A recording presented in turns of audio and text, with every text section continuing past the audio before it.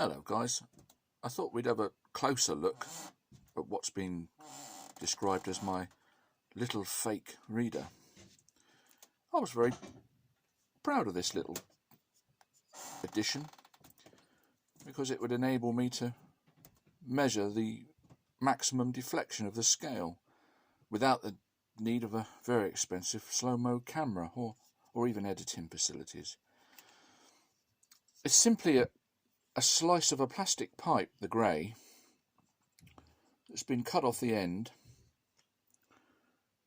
opened out, cut through the diameter, opened out around the body of the scale, with a little red bit of card as a pointer, and a screw through the back that goes into the slot where the piece of the scale moves up and down. You can see it on the front side at the top. That piece that's moving up and down is the same on the back. Well, it's up the top, isn't it? Up there. That pushes on the screw head, or the tip of the screw, and pushes the pointer down. Very little inertia, very little weight. Gary was suggesting that the half mass, twice velocity was reading more than it should, according to his theory, because as the spring had stopped expanding, the momentum of my little fake reader was carrying on, giving a fake reading. With the friction of the screw in the back, there's significant enough friction for it not to have any trouble overshooting in that fashion. I thought I would just explain that in case anybody was interested. The real problem with all this, of course, is that, Gary, you're refusing to understand how a spring works.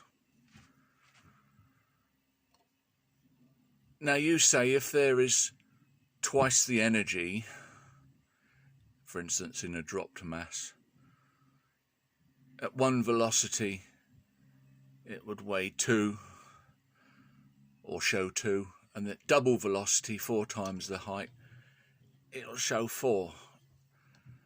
It wouldn't. The spring does not store energy in a linear fashion. It cannot do.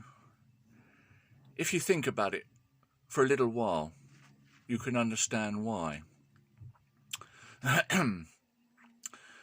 Now, let's pretend that the spring, as we extend it, isn't increasing in its resistance. Let's say it's not recording weight in a linear fashion, meaning that there's more and more force, more and more weight required to extend it. Let's say that these markings are not weight or force. Let's say they're just distance. Let's pretend they're just a measure of distance. And the spring inside is completely linear in the force required, meaning that the force required to move it here is the same force required to move it here. Let's pretend. So I'm expending energy in moving the spring along the scale, distance or displacement. And when I get to 3, I've done 1, 2, 3 units of work, say, or I've expended that much energy in moving it that distance. So twice that distance, or down to 6, would indicate twice the energy, wouldn't it? we do the same, we expend the same energy as moving it from 1 to 3 as we would expend from moving it from 3 to 6. Anybody can agree with that, can't they? Okay, but that's not how a spring works, is it? The increments are not for distance, they are for weight. So the force required is continually increasing as I'm pulling on the spring. I can feel it. It's like a chest expander. The further I open the spring, the more force it's requiring. So when you think about it, the force or the energy expired in moving from 1 to 3, if we stopped and we measured that, and then say, well, carry on from 3 to 6, you're saying it's the same energy to carry on from 3 to 6. Well, of course it's not. The distance is doubled, but the force is increasing all the time as well.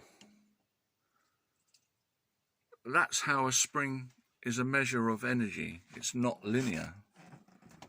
And the energy stored in a spring is not linear. I'm afraid until you can understand that or accept that, we're never going to be able to solve your problem. Bye for now.